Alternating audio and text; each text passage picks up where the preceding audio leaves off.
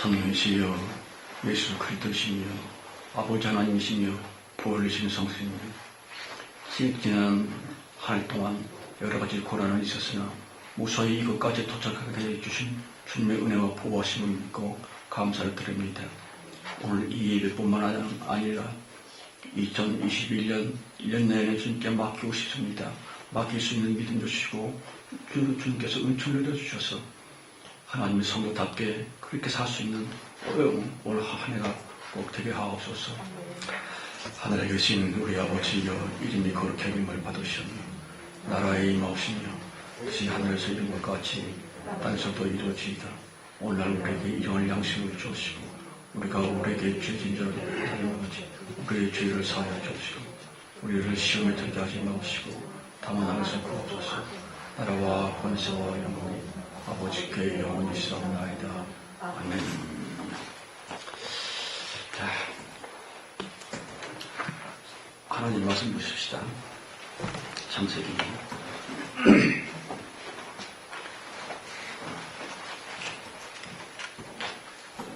14장 7절에서 20절까지입니다. 창세기 14장 4절에서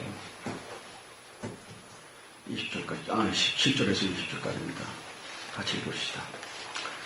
아브라함이 그들라오멜과 그와 함께한 왕비를 파하고 돌아올 때에 소돔 왕의 사회골짜기 곧 왕국에 나와 그를 영접하였고 살렘 왕 멜기세덱이 떡과 포도주를 가지고 나왔으니 그는 지극히 높으신 하나님의 제사장이었더라. 그가 아브라함에게 축복하여 가로되 천지의 주제시여 지극히 높은 하나님이여 아브라함에게 복을 주옵소서. 너의 대적으로는 네 손을 붙이신 지극히 높으신 하나님을 찬송할지어다 하며 아브라함이 그 얻은 곳에서 10분의 1을 멜기세덱에게 주었더라.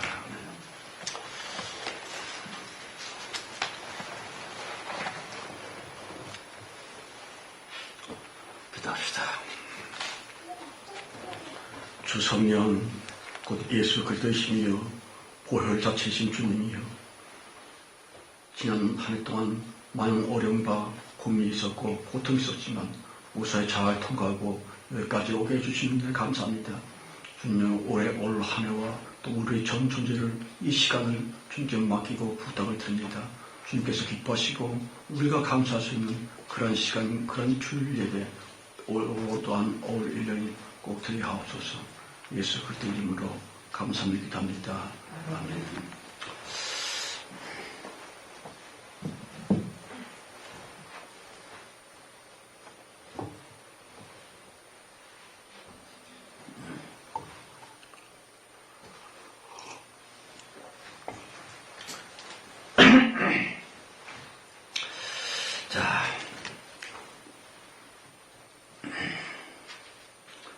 오늘 본문에 보면요, 아주 신비한 인물이 한 사람 나타나죠. 그 이름 멜기세덱. 그가 대체 누구인 것입니까? 기독교 2000년 내내 이 멜기세덱의 정체를 알기 위해서 많은 신학자들, 목사들 무지하게 수고를 했지요.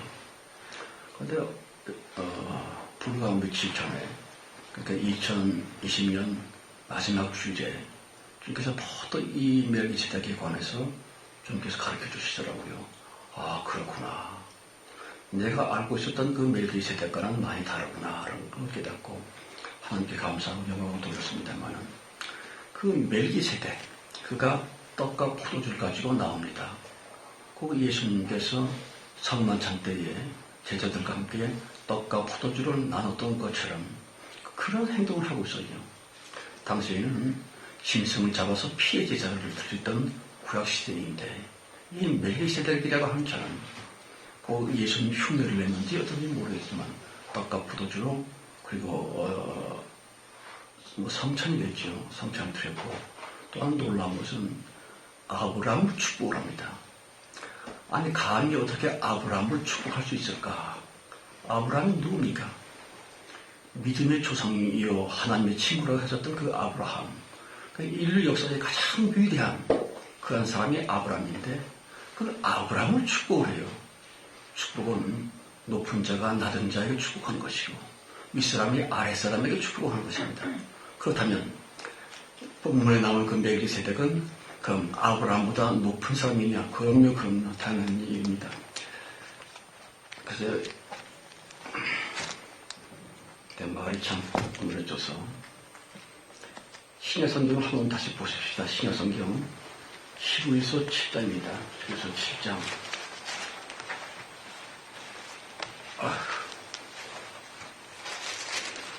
신약 성경이죠. 신약 성경.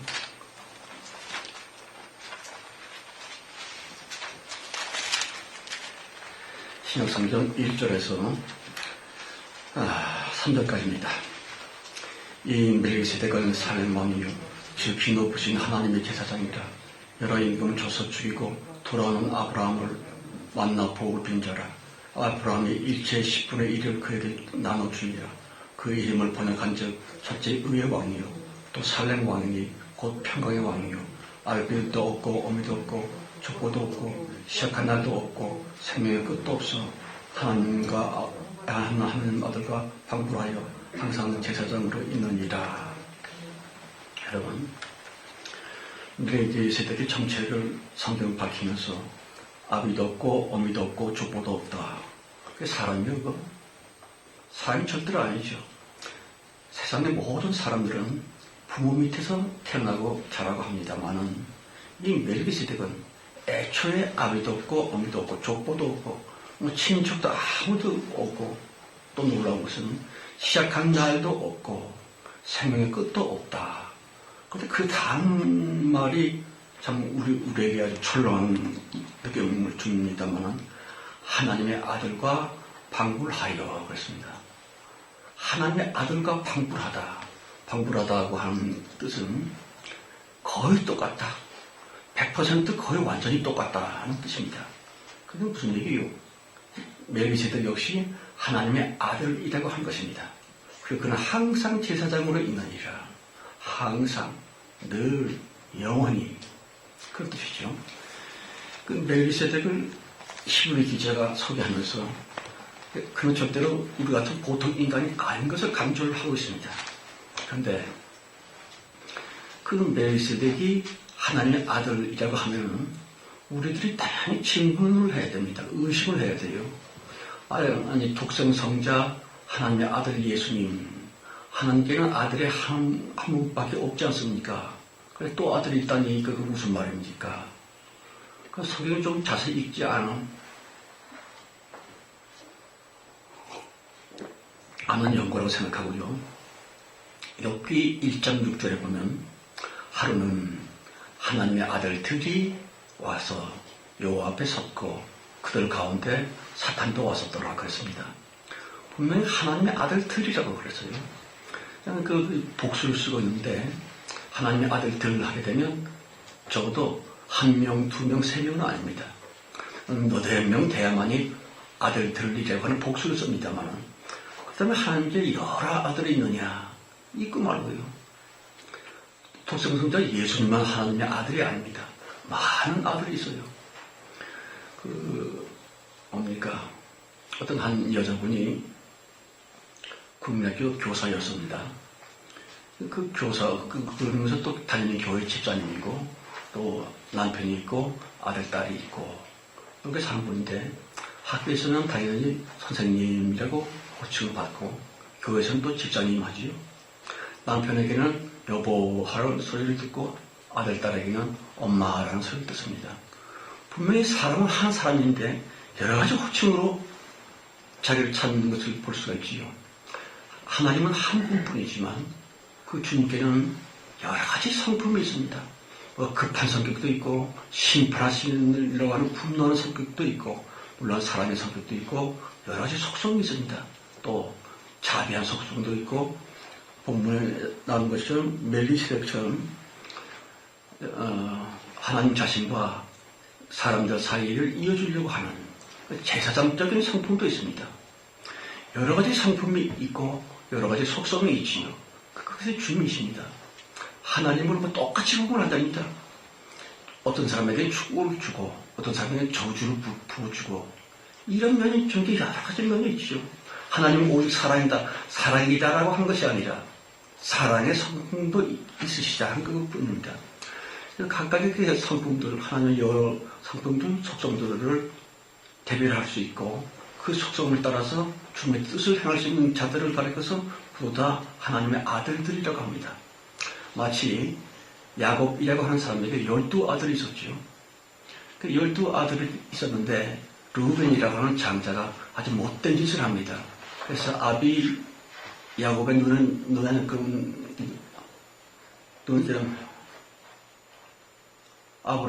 야곱의 눈에 나고 그래서 장자권을 요셉에게 넘깁니다. 색동 옷을 입혔지요. 그런데 그 요셉의 열 사람의 형들이 질투하고 미워하고 그것이 살기였지요. 도단이라고 하는 것에서 요셉을 죽이느니 팔아먹자 해서 은 20개의 이스마엘 상고들에게 팔아버립니다. 그렇게 팔린 요셉은 애굽의 그 시위대장이었던 보디발 집에 노예로 끌려가죠. 그 13년 동안 무지하게 고생을 합니다. 감옥에도 갇히고 보디발 아내에게 모함도 당하고 아주 혹독한 노예 생활을, 감옥 생활을 했지만 13년 만에 바로 왕이 꽂다가 한 꿈 2개를 해석함으로 말미암아 이 정말 우연히 아닌 기적적으로 하나님의 역사로서 그런 애국의 총리가 됩니다. 지금 우리나라에 있는 그 총리, 허접한 총리와는 달라요. 임금님의 모든 정권을 받아서 마치 왕처럼 행동하는 것이 당시 총리입니다. 요셉의 이게 임금이랬다는 뜻입니다. 그런데 그 꿈대로 7년 동안에 굉장한 풍년이 있었고 또 7년 동안에 무지무지한 휴년이 왔죠. 가나안 땅에도 땅이 메말라서 농사를 지을 수 없고 곡식이 다 떨어졌어요. 그래서 이제 10명의 형님들이 요셉에게 갑니다. 애굽에 가서 총리를 통하여 공부를 하게 되죠. 그런데 자기 동생인지도 모르고 그 애굽 총리님에게 꾹 엎드려서 경배를 하죠. 요셉이 꾸었던 그 꿈 그대로 됐죠. 그래서 요셉은 그때 형들이 자기한테 절을 한 걸 보고서 꿈대로 됐구나 그랬습니다. 하나님께 숫자는 잘 모르겠습니다만 12명의 아들이 있었던 것 같습니다. 하나님의 여러 가지 성품들을 대행할 수 있는 그러한 분들 천사장들이죠. 천사장들이고 그리고 그 천사장들의 가장 우두머리는 루시엘이었습니다. 루시엘을 통해서 하나님의 모든 아들들을 관리하고 또 여타 모든 피조물들 영들을 관장하고 그런데 그 루시엘이 아시다시피 타락을 해요. 하나님께 역적 행위를 하죠. 그래서 하나님께 분노를 사서 쫓겨나지 하늘에서 쫓겨서 땅으로 떨어지고 맙니다. 주님께서는 루시엘 천사장을 대신할 수 있는 또 다른 사람으로 예를 든다면 여호와 이름을 하나님의 모든 아들 중에 으뜸으로 세웠죠. 근데 여호와 이름은 어떤 분이었느냐? 참 무지막지한 분입니다. 잔인하기 짝이 없고 여호와의 말씀인 여호와 이름인 그 율법에 보면은 그러면 죽여라. 이런 짓을 지으면 죽여라. 간음하면 죽여라. 죽이라는 말로 가득합니다. 그 죽음과 싸움 등등의 피를 많이 흘리는데 피를 흘린 자는 절대로 장자가 못 됩니다. 그래서 다윗 임금도 성전을 짓고 싶다고 하지만 하나님이 허락을 하지 않아요. 너는 너무 많이 싸웠고 피를 너무 많이 흘렸다. 그러니 너는 성전 지을 자격이 없다. 내가 아들을 주리니 솔로몬은 그를 통하여 성전을 짓도록 하라 하겠습니다. 하여튼 르우벤은 너무나도 많은 피를 흘렸기 때문에 구약 성경은 피의 성경이죠. 전쟁으로 꽉 차 있습니다. 전쟁을 통해서 많은 살인을 했기 때문에 여호와 이름은 안 되겠다라고 마치 르우벤이 못된 짓을 했다가 쫓겨나고 막는 것처럼 여호와 이름이 그렇습니다. 그리고 여호와의 시대가 다 끝나고 암흑 시기가 400년 동안 계속되죠. 그리고 그 후에 아주 이상한 일이 생겨났는데 아비 없이 마리아를 통해서 아기가 하나 탄생을 합니다. 그 아기 이름에서 예수입니다. 그 예수님께서 30살 때부터 시작해서 약 3년 동안 복음을 전하고 회개하라 천국에 가까이 왔느니라 했죠. 그런데 어쨌든 골고다 언덕 십자가에서 돌아가십니다. 죽었지요. 아니 어떻게 하나님이 죽을 수 있느냐? 하나님이 예수가 죽었다고 하는 것은 우리 육체 삶처럼 땅에 묻히고 형질이 다 깨지고 흙으로 돌아간다는 그런 걸 얘기하지 않습니다. 어떤 차원에서 높은 지위에서 그만 추락을 하고 요즘 세상적으로는 명태를 당하고 쫓겨나는 것을 죽었다 하지요. 다시 말하면 아기 예수님의 영혼은 예수고 보이는 육체는 11명의 하나님의 아들들이고 그러니까 예수님을 비롯해 예수 이름을 비롯해서 12명의 하나님의 아들들이 다 그 지위를 잃어버립니다. 하나님 영원하신 하나님의 보좌로부터 다 쫓김을 당하죠. 그런데 주님께서 3일 만에 다시 살아납니다. 부활했다. 죽었다가 살아나는 그런 얘기가 아닙니다. 물론 겉으로 볼 때는 그렇구나. 다시 부활하셨다 하는 것은 그 어떤 새로운 일을 예표하고 있는 것이에요. 지금까지 없었던 새로운 역사가 하나님으로 말미암아 시작된다는 것이죠. 부활하신 예수님께서 제자들에게 나타나셨어요. 그때 그 제자들은 문을 다 걸어 잠그고 꽁꽁 숨어졌는데 분명히 잠긴 문이고 가로막힌 담벼락인데 그걸 그냥 아무 방해도 안 되고 회방도 안 되고 주님이 어디서 들어왔는지 제자들 앞에 서서 평안하냐고 물으시죠. 그 부활하신 예수님은 분명히 영체입니다. 영이죠. 그렇기 때문에 어떤 장벽이나 장애물이나 절대로 주님을 절제할 수 없고 그냥 후리 패스한 겁니다. 그런 걸 보면 분명히 영체로서 부활하셨는데 주님께서 갑자기 손과 옆구리를 얘기하면서 너희가 왜 두려워하느냐? 영들은 육체가 없을 때 나는 육체가 있다. 그러면서 손을 보여주시고 발을 보여주십니다. 거기에 아시다시피 창자국이 있고 대못에 찍힌 못자국이 있습니다. 아니 들어오실 때는 말없이 잠긴 문을 전혀 장애를 받지 않고 훅 들어오셨는데 마치 바람처럼 말이요. 그 손바닥 등등에는 못자국이 있는 거예요. 상처가 있죠. 그게 무슨 뜻일까요? 빌립보서 2장에 보면 모든 이름들을 낮추시고 예수 이름 앞에 무릎을 꿇겠다 그랬어요.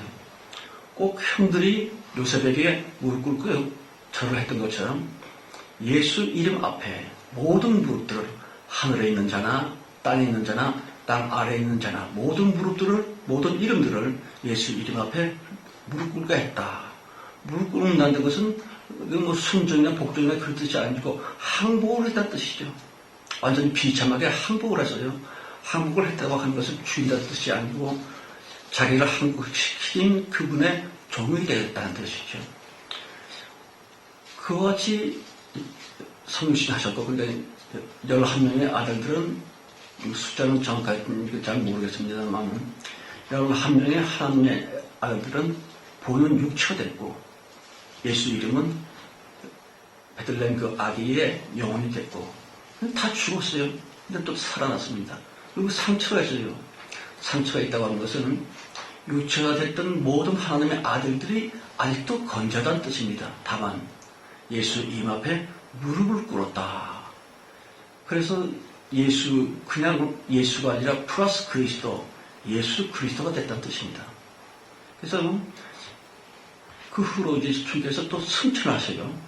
승천하셨다고 하면 먼 우주 건너에 어떤 그 별에 갔다가 먼 천국에서 있다가 다시 이 땅에 다시 오실 것이다. 그걸 예수 재림이라고 하는데 그거 같이 만화같은 얘기가 없지요. 소설도 아주 유치한 소설입니다. 하나님은 온 우주에 가득하세요. 근데 그 하나님 어딜 갑니까? 항상 있고 어디나 계신 분이 하나님이시죠. 근데 그 하나님께서 어떤 별에 계신지 몰라도 근데 그리로 승천하십니다. 무슨 뜻일까요? 하나님은 당신의 모든 속성을 다 제거하시고 예수 그리스도만으로 영생을 하시리라. 이제 교회 시대가 열린다는 뜻입니다. 예수 그리스도 이름으로. 그러니까 예수 그리스도 이코로 하나님, 하나님은 예수 그리스도. 예수 그리스도라고 부르면 하나님 왜 하고 대답하고 하나님 하고 부르면 예수 그리스도께서 대답을 하시죠. 다시 말하면 분명히 존재적으로는 두 분이었지만 하나님 아버지와 아들 예수가 하나가 됐어요. 분리가 되지 않냐고 사람에 의해서 구분이 안 됩니다. 그러니까 예수 그리스도 하나님 예수 그리스도 이렇게 되는 거죠. 그렇게 이제 하나님이 계신, 그래서 로마서 9장 5절에 보면 그는 예수 그리스도는 세세토록 찬양받으실 하나님이라고 그랬습니다. 왜 예수 그리스도를 하나님이라고 그러냐? 여호와 하나님이 아버지 하나님이시지 하면 현대 교회 정통 교회는 깊은 생각이 없고 묵상이 없는 결과입니다. 약간 좀 구상유치적인 천박한 교회라고 할까? 그렇지 않습니다. 성경을 통합적으로 봐야지요. 여기서 조금 빼서 생각하고 여기서 조금은 설교하고 그런 폐단 때문에 성경을 하나의 성경을 보지 않는 좀 가볍고 영적으로 게으른 용도로 하나님 아버지 하나님 또 아들 예수 그리스도 또 성령 하나님이 셋인데 셋이 하나다. 이게 말이요 그게? 셋이면 셋이 하나가 무슨 얘기예요? 승천이 있었던 겁니다. 승천. 하늘로 올라갔다는 뜻입니다만은 하늘이라고 얘기하는 것은 아버지 하나님 뜻합니다. 그래서 주님께서 겟세마네 동산에서 기도할 때 아버지여 내 기도를 들으시옵소서. 그러나 내 뜻대로 마시고 아버지의 뜻대로 되길 원합니다. 겟세마네 동산과 십자가 중심까지는 아버지 하나님과 아들이 따로 따르였습니다. 아버지 하나님 따로 하나님의 아들 따로. 그렇게 여호와 이름이 아니라 진짜 하나님이 따로 계시고 아들 하나님이 따로 계셨는데 승천함으로 말미암아 하나님과 아들 예수 그리스도가 하나가 됐어요. 분리가 되지 아니하고 오직 하나죠. 아까 얘기했던 그 여자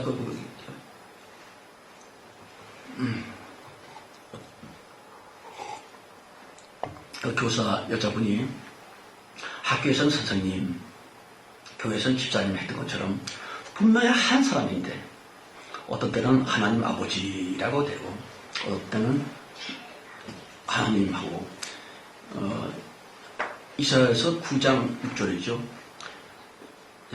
아기가 태어날 텐데 그 아기는 영존하시는 아버지라고 했습니다. 분명히 아기가 아버지래요. 그 인간들이 얘기하는 족보와는 상관이 없죠. 그러니까 그 아기 예수가 장차 아버지가 될 거다. 그렇습니다. 승천하셔서 아버지 하나님과 아들 하나님이 둘이 아니라 하나입니다. 삼위일체가 아니고 한 분 하나님입니다. 우리들이 예수를 믿느냐, 예수 그리스도를 믿느냐, 큰 차이가 있습니다. 어마어마한 차이가 있고, 또 하나님 또 여호와여 하는 것은 그건 완전히 미친 거죠. 예수여 믿으면 그분이 우리를 구원하시는 구세주여 하는 겁니다만은, 예수 그리스도여라고 하나님 호칭 말할 때는, 그때는 그리스도를 부르시는 예수입니다. 예수 밑에 복속되어진 그리스도. 하나님의 아들들 모두가 다 예수 이름 앞에 무릎을 꿇고 절을 하게 됐죠. 다시 말하면 그냥 예수가 아니라 예수 그리스도를 믿어야 됩니다. 그러니까 사랑이 보통 사랑이 아니라 권능이 있는 사랑, 지혜도 보통 지혜가 아니라 권능이 있는 지혜, 또 뭐 축복도 그냥 축복이 아니라 예수 사랑이 있는 축복. 그런데 가끔씩 보면은 예수를 믿는다고 그래요. 믿으면 천당 간다. 100점입니다. 그렇지만 천당에 간다는 그 믿음도 믿음 나름이 없시다. 진짜 믿음인가 가짜 믿음인가.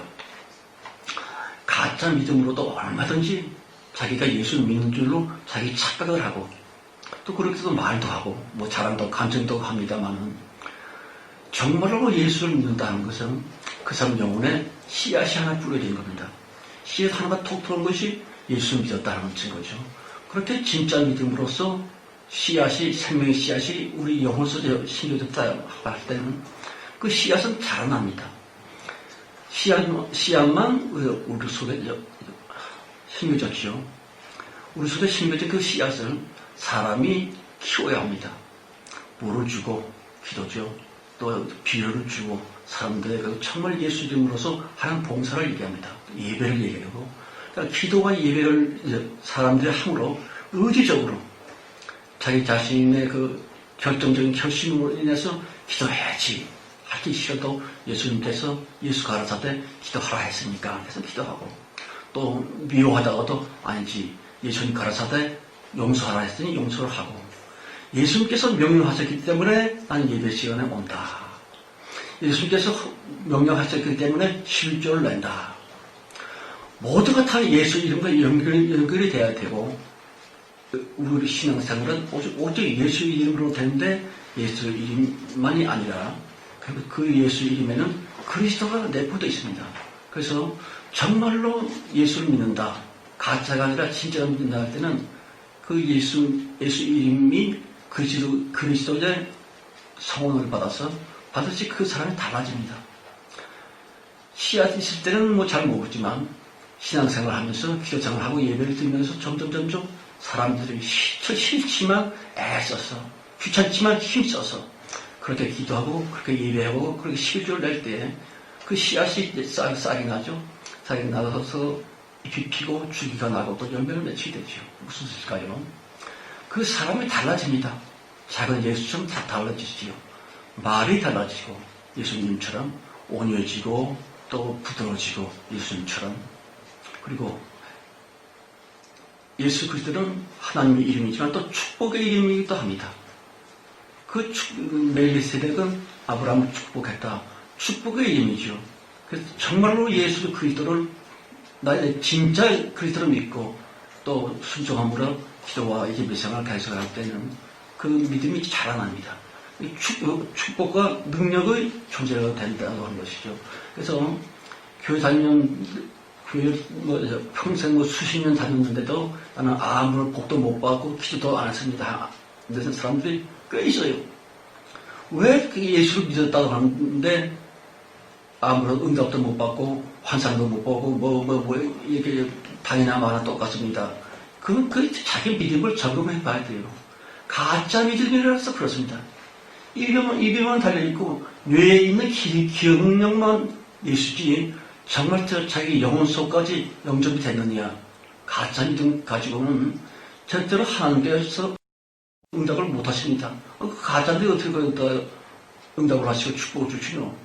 자기 속에 뿌려진 그 씨앗이, 믿음이라고 하는 씨앗이 사람들의 애씀, 힘을 다하고 목숨을 다하고 마음을 다하고 그러한 기도 생활과 그런 진실된 예배, 신령과 진정으로 드릴 수 있는 진짜 예배, 또 헌금을 한 푼 내도 11조 조금 내도 그것이 물질이 아니라 정말 우리들의 헌금을 낼 때는 헌금을 드리는 자세가 정말 예배자가 되고 헌제자가 돼야 돼요. 근데 우리는 돈 내고 돈 먹기지. 헌금 많이 내면 복 많이 받고 조금 내면 인생 같다고 하는 벌 받고 그런 식의 종교적인 관념으로부터 빨리 벗어나야 돼요. 이 헌금이다 11조라고 하는 것은 모든 물질의 창조자는 하나님뿐입니다. 그것을 인정하고 그런데 11조만 내지만 10분의 9는 나에게 주신 주님의 자비와 은총입니다라고 하는 그것을 믿음으로 내야 돼요.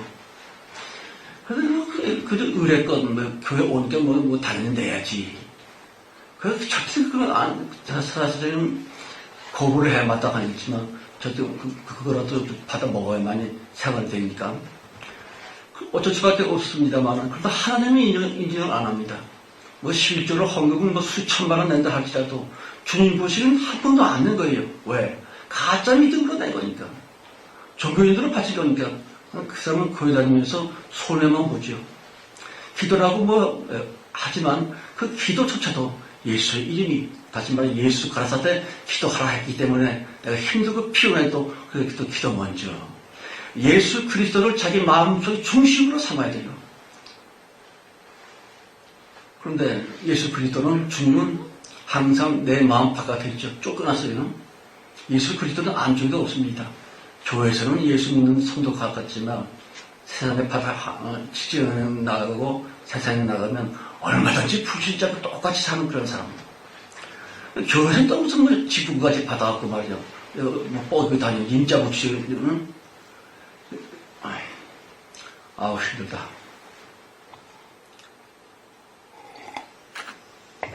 일단 우리들의 이제 2021년입니다. 여러분도 그렇게 했습니다만 2020년도 1년 내내 무지하게 고생했습니다. 어떤 각종 수술도 하고 저는 아직도 그러고 있죠. 그러나 큰 복을 받았습니다. 여러분 고통이 없는 축복은 그건 축복이 아닙니다. 고통이 없는 신앙생활은 신앙생활이 아닙니다.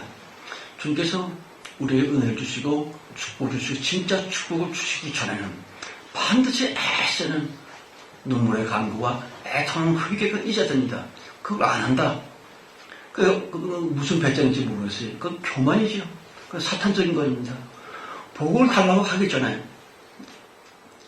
어떤 분이 그런 얘기를 하더라고요. 대학 노트에다가 딱 펼쳐놓고 자기의 죄를 다 낱낱이 다 고백하라. 어떤 분이 글씨를 쓰는 회개를 했더니만 대학 노트로 석장인가 넉장 쓰더라고요. 그것도 죄가 생각이 나는 겁니다. 나중에는 내가 1살, 2살 때 엄마 젖을 깨물었던 그것까지 생각이 나서 회개합니다 하고 그렇게 철저한 회개를 해야 됩니다. 근데 죄책감에 빠지라는 얘기가 아니라 주님께서 우리 죄를 걸머지셨기 때문에 우리 죄가 없어졌지만 그러나 그 죄의 벌은 우리가 받아야 됩니다. 죄를 받아야 돼요. 그런 철저한 회개를 해야 됩니다. 무지무지하게 많죠. 날짜까지 쓸 수 있으면 좋고 그러나 내가 어떤 때에 소년 때, 청년 때, 작년 때, 또 일 때 이런 죄를 졌습니다라고 그 죄를 얘기를 하고 그걸 막 읽어야 돼요.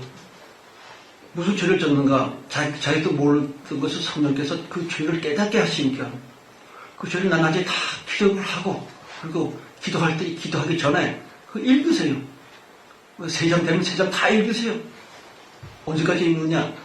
주님께서 이제 됐다 할 때 우리 마음속에 평안을 주십니다. 매일마다 그 제목을 다 낱낱이 다 기억해서 읽는데 어떤 날, 어떤 시간에는 똑같은 기도 제목을 읽는데도 불구하고 진심으로 읽어야지요. 이거는 똑같은 기도 제목인데 괜히 내 마음속에 편안함이 듭니다. 내 마음속에 편안한 마음이 드는 게 굉장히 중요합니다. 기도하든 회개하든 예배를 드리든 시간에 자기 마음속에 평안함이 없으면 그건 헛것입니다.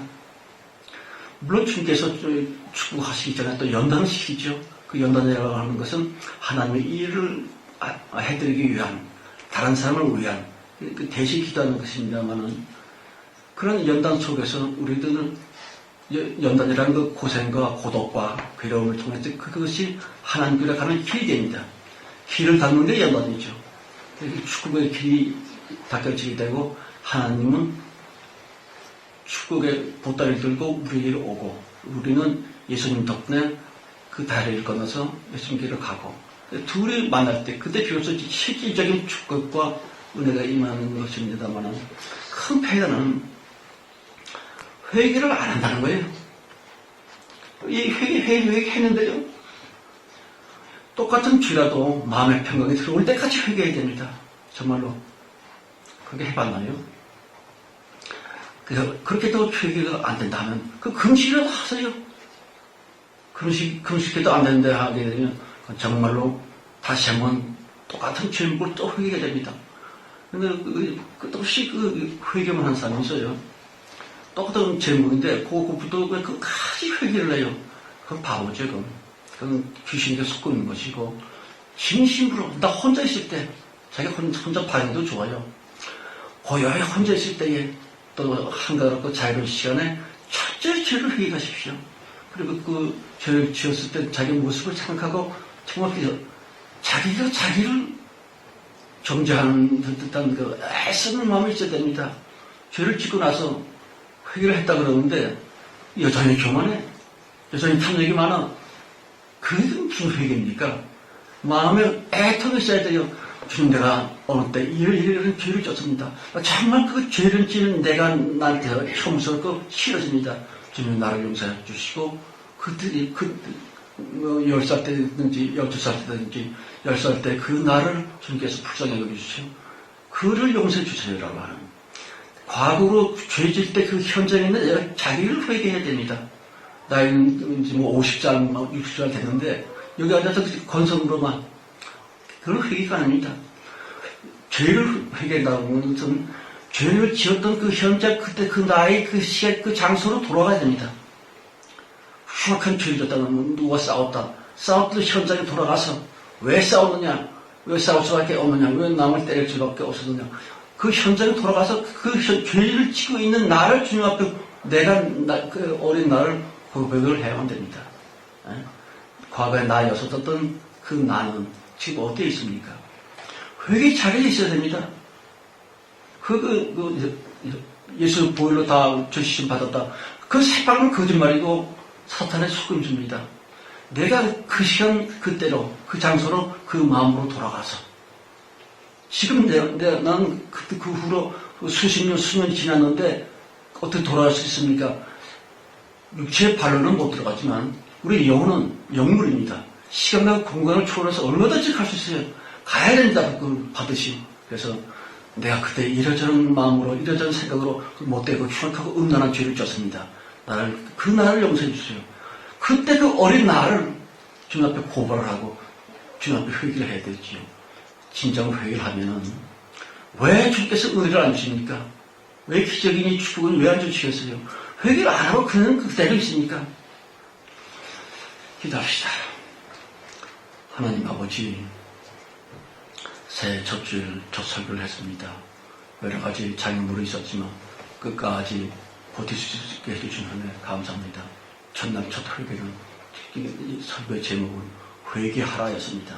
진정한 회개, 진짜 회개가 우리에게 있게 도와주시고 주 예수 그리스도께 가라사대 회개하라 그래서 순전한 마음으로 회개한 성도들에게 약속하신 축복을, 약속하신 은혜와 권능을 꼭 허락해 주옵소서. 우리 주 예수 그리스도의 이름으로 감사합니다. 기도합니다. 아멘. 98장 찬송입니다. 98장 찬송.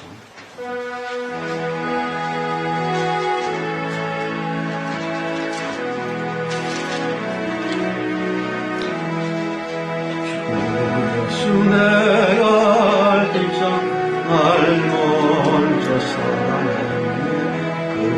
그 사랑 나빠 내 영을 거듭나네. 주 내 맘에 계시고 주의 안에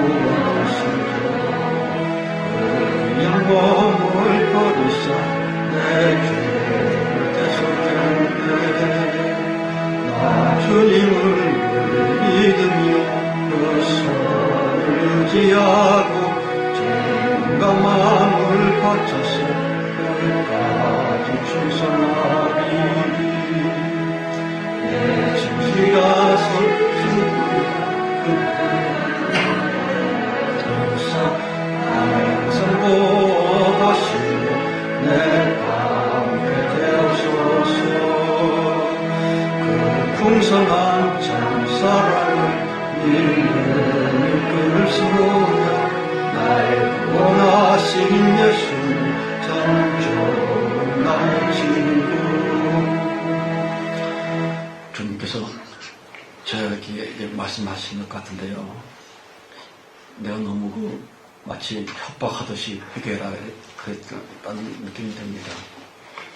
그렇게 회개할 때에 그러나 내 마음과 정신으로는 아픈 마음으로 그때 그 시간 그 장소로 돌아가서 돼서 회개를 해야 되지만, 그러나 영으로는, 믿음으로는 내가 회개한다고 해서 주님이 나에게 천벌을 내릴 것이 아니라 주님은 항상 나를 사랑한다는 마음을 잊으면 안 됩니다.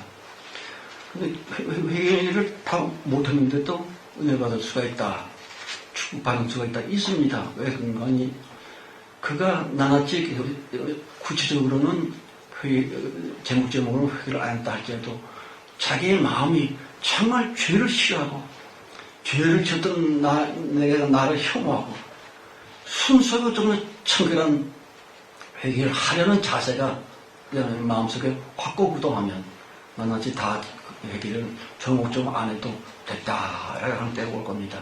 그 마음 주어질 때에 마음의 평을 얻게 되죠. 그렇게 돼서 2021년은 지금과는 좀 달리 축복의 사람들로, 은혜를 받은 사람들로 그렇게 좀 되시길 바라고요. 기다리시다. 지금은 속히 우리 주 예수 그리스도의 은혜와 아버지 하나님의 크시고 놀라운 사랑 충만함과 창세전 우리를 선택해 주셔서 최고의 대봉대 높이 들어 쓰고 계시는 성령님의 내주, 내 자신 보호하시고 끝까지 지켜주신 여러 가지 모상으로 축복하시고 은혜 베푸시는 성령의 은혜가 이제와 끝까지, 특별히 2021년 끝까지 우리와 함께 하시기를 간절히 축원드렸사옵나이다. 아멘.